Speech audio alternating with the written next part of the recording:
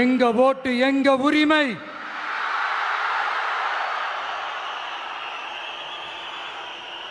எங்களை யாரும் விலைக்கு வாங்க முடியாது.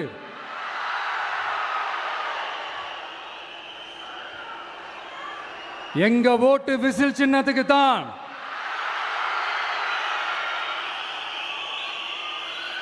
யாரையும் நம்பி ஏமாற மாட்டோம். எங்க வார்த்தையிலிருந்து மாற மாட்டோம். இது நிஜம். தேங்க்யூ.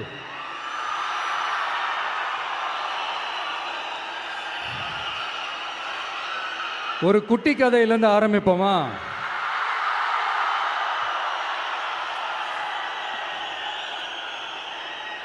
ஒரு பெரிய ஊர், ஒரு 4 ரோடு ஜாயிண்ட் ஆகிற மாதிரி ஒரு ஜங்ஷன், ஒரு பிஸியான ஏரியா, ஆள் நடமாட்டம் அதிகமாக இருக்கக்கூடிய ஒரு ஏரியா. அங்கே சென்டரில் ஒரு முரட்டு ஜல்லிக்கட்டு காலை ஒன்று நின்றுட்டுருக்குது. காலில் மண்ணை வீசிக்கிட்டு சீறிக்கிட்டு அப்படியே நின்றுட்டுருக்குது. யாருமே பக்கத்தில் போக முடியல. அந்த இடம் ஒரு கேஷுவலாக மாறணும் அப்படின்னா அந்த காளையை அடக்கி அமைதி ஆக்கினா தான் மறுபடியும் ஒரு பேக் டு நார்மல் சுச்சுவேஷனுக்கு அந்த இடம் மாறும். அந்த ஊரில் இருக்கிற ஒரு சில பேருக்கு மட்டும்தான் அந்த காளை அடங்கும். அவங்க யாருமே அங்கே இல்லை. ஆனால் அந்த க்ரௌடில் இருந்த ஒரு சில பேர், ஆல்ரெடி அந்த காளையை அடக்கணங்களோடு இருந்த ஒரு சில பேர், எங்களுக்கு இல்லாத அனுபவமா? நாங்க பார்க்காத காளையா? நாங்க பார்க்காத மாடா? நாங்க போய் அடக்குறோம்னு சொல்லிட்டு உள்ள போறாங்க. ஒருத்தராலையும் அந்த காளையை தொடக்கூட முடியல. எல்லாரையும் அடிச்சு வீசி தூக்கி போட்டுருச்சு. இப்போ என்னடா பண்றது அப்படின்னு பார்க்கும்போது அந்த கூட்டத்தை விலக்கிட்டு ஒரு சின்ன பையன் ஒரு என்ட்ரி ஒன்று கொடுக்குறான். உங்களுக்கு தான் தெரியும்ல, டேய் எங்களாலே முடியல, நீ எல்லாம் என்னத்தை போய் கிழிக்க போற? எங்களுக்கு அவ்வளோ அனுபவம் இருக்குது, நாங்களே அடிபட்டு ஓரமாக படுத்து கிடக்கிறோம். இவன் விளையாட்டுத்தனமா ஏதோ பண்ணிட்டு கிடக்கிறான், பாவம் அந்த காலை கிட்ட போய் அடிபட்டு சாவ போறான். பச்சா பையன், அந்த பையன், இந்த பையன், அண்டர் எஸ்டிமேட் பண்றது, ஏளனமா பேசுறது, இப்படி ஒரு பக்கம்.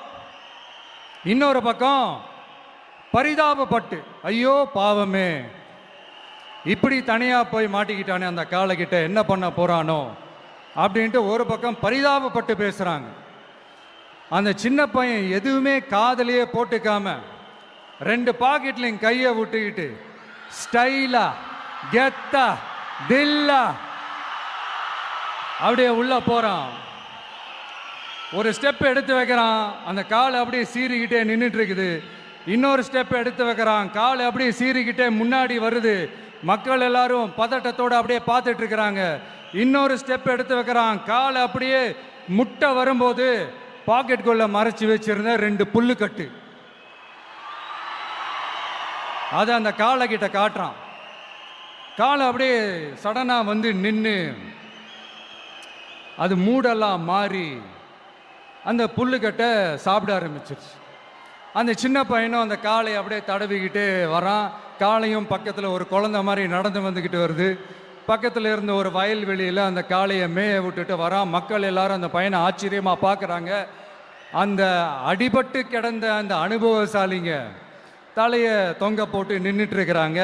ஏன்னா பேசின பேச்சு அப்படி. வாய் இருக்குன்றதுக்காக நக்கலுமா நையாண்டியுமா நச நச நச நசன் ஒரே பேச்சு. என்ன பண்றது, தலையை குனிஞ்சு அப்படியே நின்றுட்டு இருக்கிறாங்க. அங்கே ஒரு பெரியவர் வர்றார். வந்து அந்த பையன்கிட்ட கேட்குறாரு, எப்படிப்பா இப்படி ஒரு முரட்டு காலை சீறிட்டு நின்றுட்டு இருந்தது, எப்படி அந்த காளையை அடக்கின அப்படின்னு கேட்டதுக்கு அந்த பையன் சொல்கிறான், ஐயா எனக்கு அந்த காளையை பார்த்தா கோபமாக இருந்த மாதிரிலாம் எனக்கு தெரியல, அந்த காலை பசியோடு இருந்த மாதிரி இருந்தது. அதனால தான் அந்த புல்லுக்கட்டை காமிச்சவனை ஓகே நமக்கு தேவையானது கிடச்சிருச்சு அப்படின்னோடனே அந்த புல்லுக்கட்டை சாப்பிட்டுட்டு நம்மளோட அப்படியே ஜாலியாக வாக்கிங் வந்துருச்சு அப்படின்னு சொன்னான்.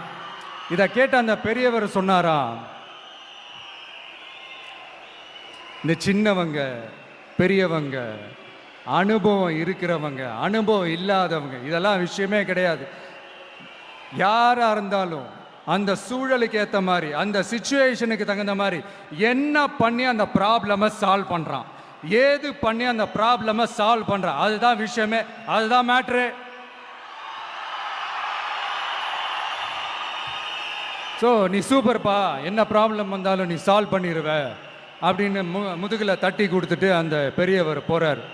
இப்போ அந்த கதையில் அந்த முரட்டு ஜல்லிக்கட்டு காலை தான் நம்ம தமிழ்நாட்டு அரசியல் களம். அந்த பெரியவர் தான் நம்ம தமிழக மக்கள். அந்த பாக்கெட்டுக்குள்ள ஸ்டைலா தில்லா கெத்தா ஒருத்தன் உள்ள வந்தான் பாருங்க, அவன்தான்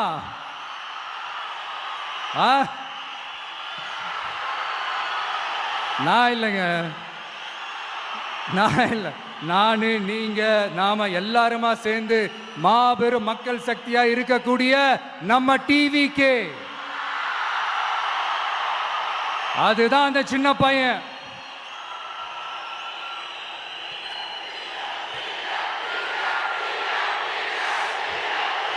தேங்க்யூ தேங்க்யூ தேங்க்யூ.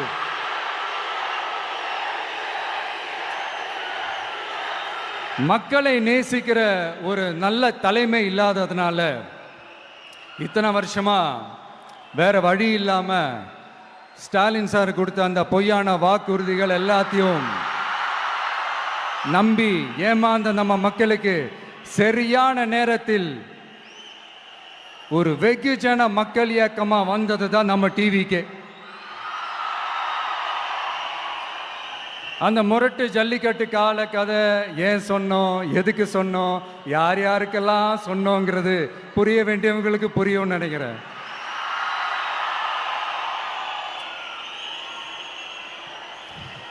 இப்போ நாம ஒவ்வொரு வீட்டில் உயிரா உணர்வா இருக்கிறோம். ஆனால் நான் உங்கள் எல்லாரையும் நேரில் சந்திக்கணும், நீங்கள் இருக்கிற ஊருக்கே உங்களை சந்திக்கணும் அப்படின்றது தான் எனக்கு மனசில் இருக்கிற ஒரு பெரிய ஆசை. ஆனால் அந்த சிச்சுவேஷன் ஒரு எதிர்கட்சியாக இருந்து கேள்வி கேட்டுக்கிட்டு இருக்கிற இந்த நேரத்தில் நமக்கு எதிராக என்ன சூழ்ச்சிகள்லாம் நடக்குதுன்றது உங்கள் எல்லாருக்குமே நல்லா தெரியும். அதனால் இப்போ உங்களுக்கு ஒரு வாக்குறுதியை கொடுக்குறேன், நம்மளுடைய ஆட்சி அமைஞ்சதும் ஒவ்வொரு கிராமத்துக்கும் நான் நேரடியா வந்து என்னுடைய சொந்தங்களாகிய உங்க எல்லாரையும் நான் சந்திக்கிறேன்.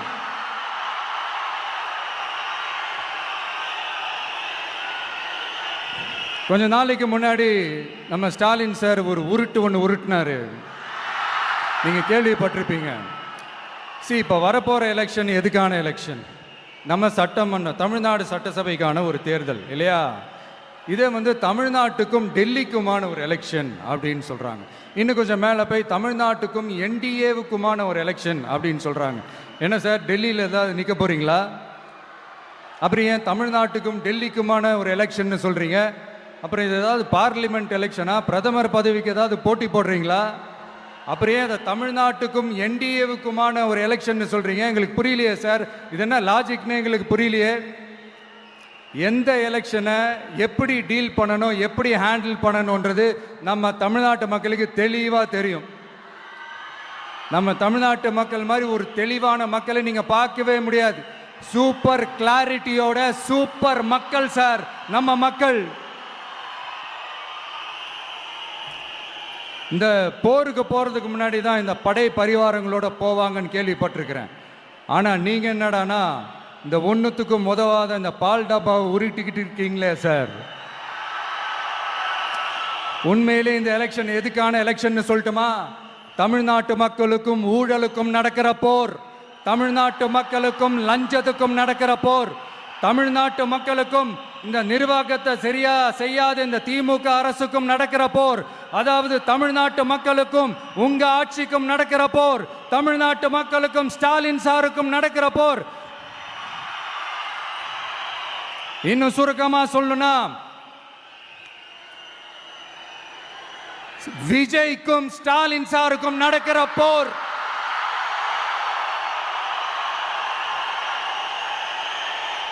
இதுக்கு நடுவுல இந்த என்டிஏ டெல்லி இதெல்லாம் என்ன லாஜிக்னே புரிய மாட்டேங்குது சார். தமிழ்நாடு தான் விஜய், இந்த விஜய் தான் தமிழ்நாடு. தூய சக்தி டிவிகேவுக்கும் தீய சக்தி டிஎம்கேவுக்கும் தான் இந்த போர். இப்படி உக்கிரமா இருக்கிற இந்த போர்ல மறுபடியும் ஒன்னுத்துக்கும் உதவாத இந்த பால் டப்பாவை உருட்டிக்கிட்டு இன்னொரு காமெடி வேற. அது என்னடான்னா, அவரோட ஆட்சியில தான் தமிழ்நாடு சூப்பர் ஸ்டார் மாநிலமா இருக்குதான். கரெக்டு, தமிழ்நாடு சூப்பர் ஸ்டார் மாநிலம் தான். காமராஜர் அவர்கள் டைம்ல, அண்ணா அவர்கள் டைம்ல, எம்ஜிஆர் அவர்களோட ஆட்சியில. இன்னைக்கு ஒன்னுத்துக்கும் உதவாத இந்த உல்டா மாடல் ஆட்சியில தமிழ்நாடு சூப்பர் ஸ்டார் மாநிலமாலாம் ஒண்ணு இல்ல, சூப்பர் ஸ்டாண்ட் அப் காமெடிக்காரர் நடத்துற மாநிலமா மாறிடுச்சு. மக்களே, உங்களுக்காக மட்டுமே தான் வர தடைகள், சதிகள், சூழ்ச்சிகள் எல்லாத்தையும் தாண்டி இந்த 2026 இந்த தேர்தலில் டிவிக்கு தில்லா நிற்கும்.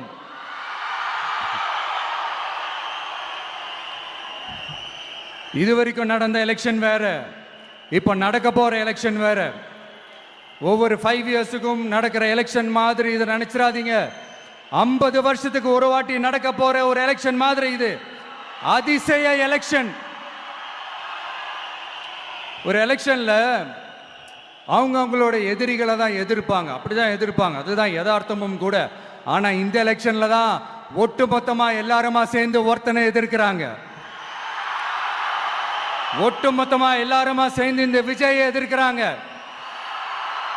ஏன்னா இந்த விஜய் ஊழலை எதிர்க்கிறான், லஞ்சத்தை எதிர்க்கிறான், மக்களோட மக்களா நிக்கிறான். அந்த மக்கள் அவன் கூட நிக்கிறாங்க. அந்த காண்டு எப்படி? அந்த காண்டு தான் ஒட்டுமொத்தமா எல்லாருமா சேர்ந்து ஒருத்தனை எதிர்க்க காரணம். நீங்க எப்படி வேணா எதிர்த்துக்காங்க, ஆனா போட்டி 2 பேருக்கு நடுவுல தான். ஒண்ணு இன்னொன்னு. இந்த எலெக்ஷன் டேல மேக்சிமம் என்ன பண்ணுவீங்க? போவீங்க, ஓட்டு போடுவீங்க, வருவீங்க, அவ்வளவுதான் உங்களுடைய பார்ட்டிசிபேஷன். ஆனா இந்த எலெக்ஷன்ல நீங்க பங்கெடுத்துக்க போறீங்க. எஸ், உங்க வீட்டில் இருக்கிற ஒரு விஜய் தான், உங்க வீட்டில் இருக்கிற ஒரு விஜய் தான் வேட்பாளரா நிக்க போறாங்க. உங்க வீட்டில் நிக்கிற ஒரு வேட்பாளர்னா அப்போ உங்க வீட்டில் இருக்கிற மற்றவங்க எல்லாருமே வாக்காளர்கள் தானே. உங்க அம்மா, உங்க அப்பா, உங்க அண்ணன், உங்க தம்பி, உங்க சொந்தம் டிவிக்கே வேட்பாளர் அப்படின்னா அப்போ உங்க ஓட்டு விசில் சின்னத்துக்கு தான் எல்லாருக்குமே தெரியும். ஏன், நம்மளோட எதிரிங்களுக்கு கூட அது நல்லாவே தெரியும். அதனாலதான் நமக்கு எதிராக அவ்வளவு அவதூறு பரப்புறாங்க.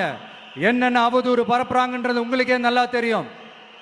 ஆனா அவங்களுக்கு தெரியாது, ஏன் மேல அவதூறு பரப்புனா அது மக்கள் மேல அவதூறு பரப்புற மாதிரின்னு. எனக்கு அரசியல் தெரியலன்னு சொன்னா அது மக்களுக்கு அரசியல் தெரியலன்னு சொல்ற மாதிரின்னு. என்ன அசிங்கமா பேசினா அது மக்கள் அசிங்கமா பேசுற மாதிரின்னு.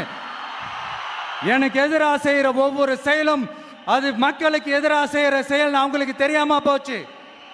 இந்த விஜயும் மக்களும் வேறு வேறு இல்லை. இந்த விஜயும் மக்களும் ரத்தமும் சதையும் மாறி, உடலும் உயிரும் மாறி, ஒன்னிலிருந்து ஒண்ண பிரிக்கவே முடியாது. எஸ், சென்சிட்டிவான சென்டிமெண்ட், அது சென்சிட்டிவான சென்டிமெண்ட்.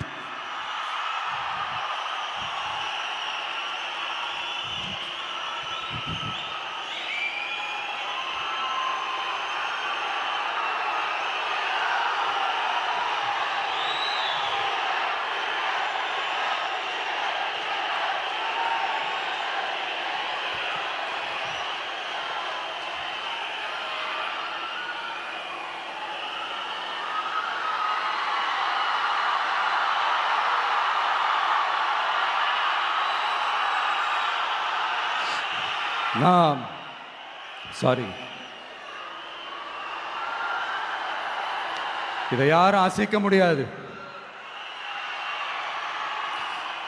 மக்களை நேசிக்கிற விஜய் வேணுமா, மக்கள் விரோத ஆட்சி நடத்துற ஸ்டாலின் சார் வேணுமா? இந்த விஜய் நம்புறீங்களா, ஸ்டாலின் சார் நம்புறீங்களா? Proof, this is the proof.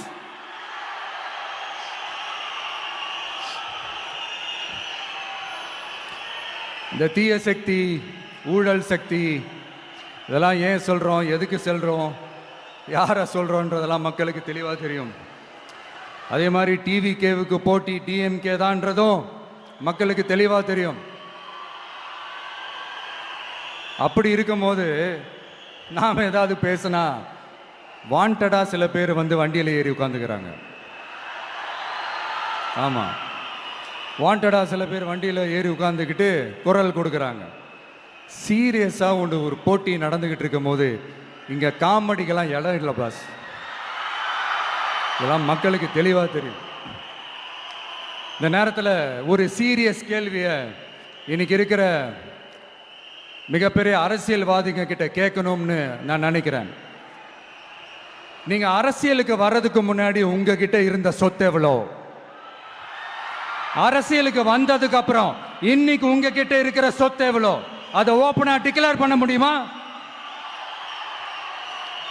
அப்படி வந்த காசெல்லாம் என்னென்ன தொழில் செஞ்சு வந்துச்சு, என்ன வேலை செஞ்சு வந்துச்சு, உண்மையிலே நீங்க உழைச்சி சம்பாதிச்ச காசா, இல்ல ஆட்சி அதிகாரத்துக்கு வந்ததுக்கு அப்புறம் ஆட்டைய போட்ட காசா?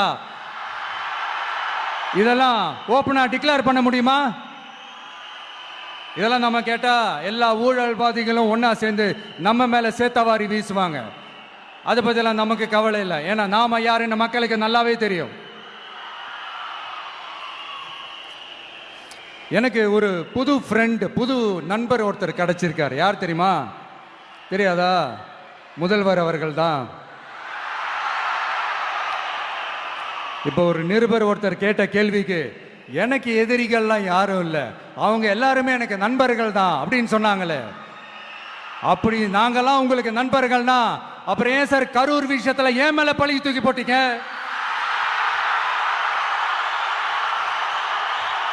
உங்களுக்கு மனசாட்சின்னு ஒண்ணு இருந்தா அப்படி பேசிருப்பீங்களா?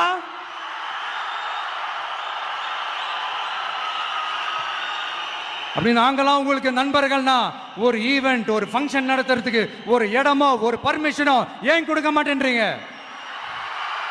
எல்லாத்தையும் நீங்களே பண்ணிட்டு போற போக்கில் அப்படியே பொய்களா அடிச்சு விட்டுக்கிட்டு இருக்கீங்க. உங்களோட உண்மையான நண்பர்கள் யாருன்னு சொல்லட்டுமா? லஞ்சம், ஊழல், அரசியல் ஆதாயம், இதெல்லாம் தான் உங்களோட உண்மையான நண்பர்கள். பர்சனலா நீங்க எப்படி வேணா இருந்துக்கங்க சார், நமக்கு அதை பத்தி கவலை இல்லை, நமக்கு அது அவசியமும் இல்லை. ஆனா உங்க ஆட்சி தான் தப்பான ஆட்சி, தமிழ்நாட்டுக்கு தேவையில்லாத ஆட்சி. கொஞ்ச நாளைக்கு முன்னாடி கற்பனையா ஒரு விஷயம் ஒன்று சொன்னேன். இந்த முதல்வர் கூட விசில் சின்னத்துக்கு தான் வாக்களிப்பாரு அப்படின்ட்டு கற்பனையா ஒன்று சொன்னேன். ஆனா இன்னைக்கு நிஜமாவே நமக்கு ஆதரவா ஒரு கோஷத்தை எழுப்பியிருக்கிறாங்க. அது என்ன தெரியுமா? எங்க வாக்கு சாவடி வெற்றி வாக்கு சாவடியா. அதுக்கு அர்த்தம் என்ன தெரியுமா? எங்க வாக்கு சாவடி விஜய் வாக்கு சாவடின்னு அர்த்தம்.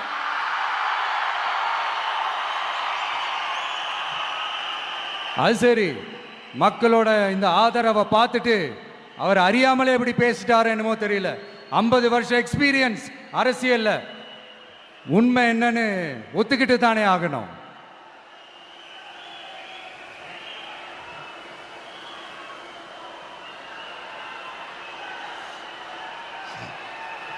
ஜனநாயகம்ங்கிறது பெரும்பான்மை ஆட்சி அதிகாரம் சார்ந்தது மட்டும் இல்லை, சிறுபான்மை மக்களின் உரிமைகள் உணர்வுகளும் புனிதம்னு நினைச்சு அதையெல்லாம் காப்பதற்கு பெயர் தான் ஜனநாயகம்னு 1963 அறிஞர் அண்ணா பார்லிமெண்ட்ல பேசினதை நாம இங்க சொல்றது ரொம்ப பொருத்தமா இருக்கும்.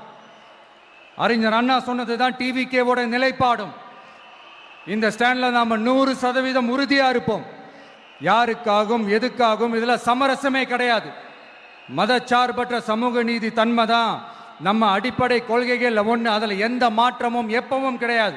ஆனால் இதெல்லாம் மறந்துட்டு எப்படியாவது எதையாவது செஞ்சு ஓட்டு வாங்குறதுக்காகவே இங்கே சில பேர் இருக்கிறாங்க. அவங்கள மாதிரி நமக்கு அப்படி சில பிரச்சனைகள்ல எரியற நெருப்புல எண்ணெய ஊத்துற எண்ணமே இல்ல.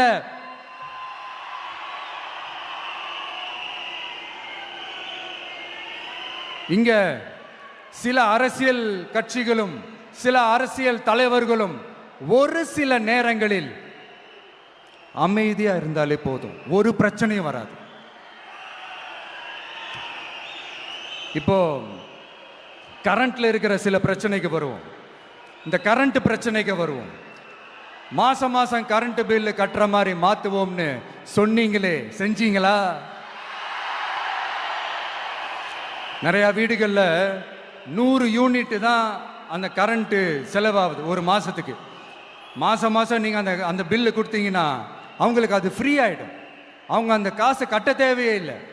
ஆனா 2 மாசத்துக்கு ஒரு வாட்டி அந்த பில்லு கொடுத்தீங்கன்னா, இப்போ சப்போஸ் அது 200 யூனிட்டுக்கு மேல போச்சுன்னா அது அவங்களுக்கு ஒரு மிகப்பெரிய சுமை தானே. இது எந்த கணக்கில் எடுத்துக்கிறது? ஒரு மாதிரி ஒரு மாடர்ன் கரப்ஷன் அப்படின்னு எடுத்துக்கலாமா? அடுத்து பஸ் வசதி. நிறைய கிராமங்களில் பஸ் வசதி இல்லைன்னு சொன்னா இந்த ஒட்டுமொத்த திமுக அரசும் கத்திக்கிட்டு வந்துருவாங்க. நாங்க பஸ் விடாத கிராமங்களே இல்லை அப்படின்னு சொல்லுவாங்க. அப்படியாவது உண்மை அப்படின்னா முதல்வர் அவர்கள் கிட்ட நம்ம தங்கச்சி ஒருத்தவங்க ஒரு கேள்வி கேட்டாங்களே, எங்க ஊருக்கு ஒரு மினி பஸ் ஆவது விடுங்க சார் அப்படின்னு கேட்டாங்களே, அது எந்த கணக்கில் எடுத்துக்கிறது? நிறைய மலை கிராமங்கள்ல பஸ் வசதி இல்லை, நிறைய மலை கிராமங்கள்ல ஹாஸ்பிட்டல் வசதி இல்லை. இது ரெண்டுமே எவ்வளவு முக்கியமான ஒரு விஷயங்கள். பஸ் வசதியும் ஹாஸ்பிட்டல் வசதியும் இல்லாததுனால வீட்டிலேயே பிரசவம் பார்க்கிற அந்த ஆபத்து இருக்குதுன்னு எவ்வளவு நியூஸ் பார்க்கிறோம். இதெல்லாம் எந்த கணக்கில் சேர்த்துக்கிறது? அடுத்து இது எல்லா மீட்டிங்லயும் பேசுறதுதான், பெண்களுக்கு பாதுகாப்பு நம்பர் 1 இருக்குது தமிழ்நாட்டில் அப்படின்னு சொல்றாங்க. அப்புறம் அது என்ன, வி சேஃப் மாடலா? பெண்கள் என்ன சொல்றாங்க தெரியுமா? அது வி சேஃப் மாடல் இல்ல, வி ஆர் நாட் சேஃப் மாடல்னு சொல்றாங்க. இப்படி இருக்கிறப்போ தமிழ்நாட்டில் எங்க போனாலும் பெண்களுக்கு பாதுகாப்பு அப்படியே கொட்டி கிடக்குதான். இப்படி சொன்னா எப்படி சார்? கேட்கிறவங்க என்ன கேசரி சாப்பிட்றாங்க நினைச்சீங்களா?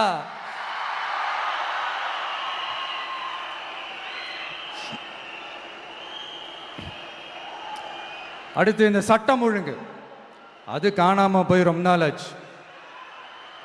இவன் வேற, இந்த விஜய் வேற, எங்க போனாலும் இந்த மக்கள் கிட்ட இந்த சட்டம் ஒழுங்கை பத்தி பேசி ஞாபகப்படுத்திக்கிட்டே இருக்கான்னு முதல்வர் அவர்கள் அவங்க கூட இருக்கிறவங்க கிட்ட எல்லாம் சங்கடப்பட்டாராம். நாம் என்ன பண்றது? நாம தான் தமிழ்நாட்டோட விசில் ப்ளோயர் ஆச்சே.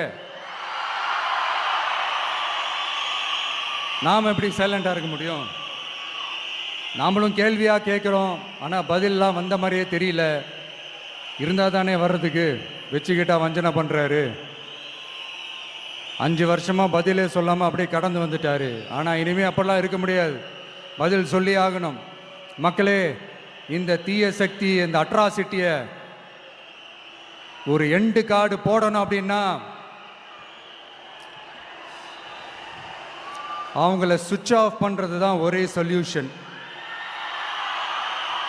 அதுக்கான ரிமோட் தான் வரப்போற எலெக்ஷன்.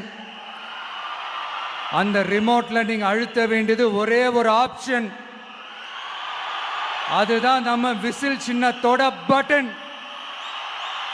இத 4 விஷயத்தை நீங்க செஞ்சாலே போதும். ஒவ்வொரு இவிஎம் மிஷின்லயும் விசில் சின்னத்துக்கு நேரா இருக்கிற அந்த பட்டனை பச்சக்கு பச்சக்கு பச்சக்குன்னு ஒரு அழுத்துங்க. எப்படி? அவ்வளவுதான். நாம காஞ்சிபுரத்தில் பேசும்போது நம்மளுடைய விஷன் என்னன்னு சொன்னோம். இப்போ அதனுடைய கண்டினியூஷனா சில விஷயங்கள் இங்க நான் சொல்லணும்னு ஆசைப்படுறேன். இப்பவும் சொல்றேன், உறுதியா சொல்றேன், சத்தியமா சொல்றேன். பெண்கள், பெண் குழந்தைகள், ஆண் குழந்தைகள் பாதுகாப்பு நம்ம ஆட்சியில நம்பர் 1 இருக்கும். சட்டம் ஒழுங்கு ரொம்ப ரொம்ப ஸ்ட்ரிக்டா இருக்கும். அரசு பள்ளிக்கூடங்களும் கல்லூரிகளும் முதல் தரமா இருக்கும். போட்டி தேர்வுகளுக்குன்னு லட்சங்களை கொட்டி தனி கோச்சிங் சென்டர் போய் படிக்க அவசியமே இருக்காது. ஏன்னா கவர்மெண்ட் ஸ்கூல், காலேஜ் சிலபஸே போட்டி தேர்வுகளை ஈஸியா சந்திக்கிற வகையில் அந்த ஸ்டாண்டர்டுக்கு ஏத்த மாதிரி அமைக்கப்படும்.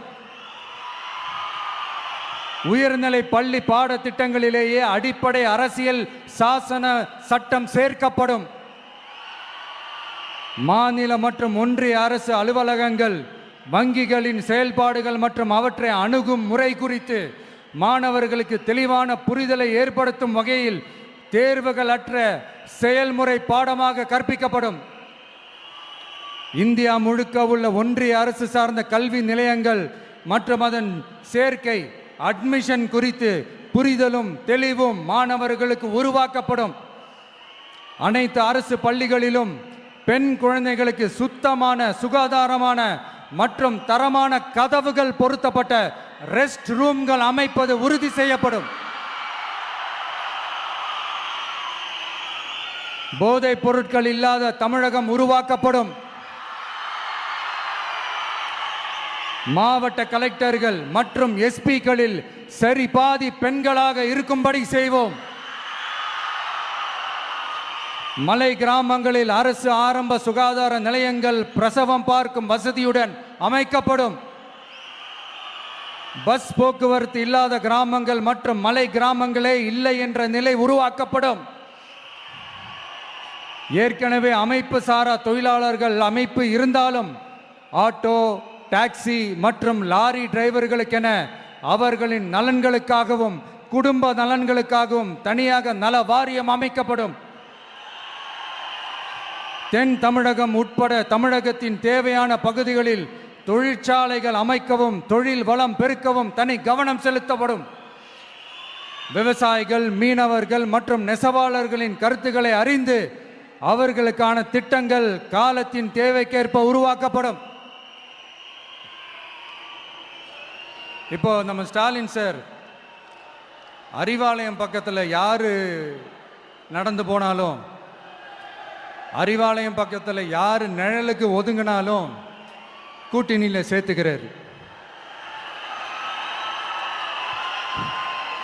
அந்த கொள்ளையடிச்சிருக்கிற வச்சிருக்கிற பணத்தில் ஒரு பங்கு ஒன்று கொடுத்து, இந்த அதுக்கு பேர் கல்லாப்பெட்டி கூட்டணின்னு வச்சிருக்கிறேன். அந்த கல்லாப்பெட்டி கூட்டணியை ரொம்ப கஷ்டப்பட்டு சேர்த்திருக்கிறார். ஆனால் அவருக்கு நான் சொல்கிறேன், இந்த அறத பழைய கூட்டணி கணக்குகளோ இந்த கொள்ளையடிச்ச பணத்தையே வச்சு எங்கள் மக்களை ஏமாற்றி எல்லாம் ஜெயிக்க முடியாது. ஏன்னா இது மாபெரும் மக்கள் சக்தியான வித்தியாசமான விசில் புரட்சி எலெக்ஷன்.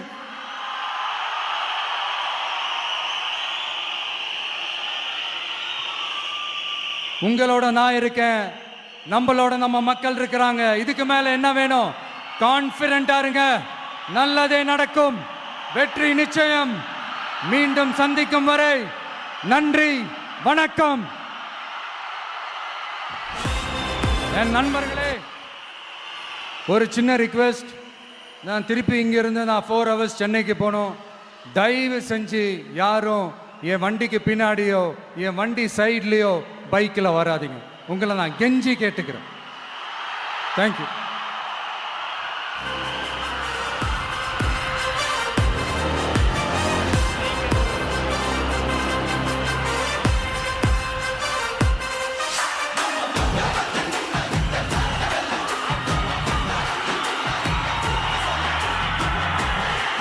வெற்றி தலைவர் அவர்களுக்கு நன்றி.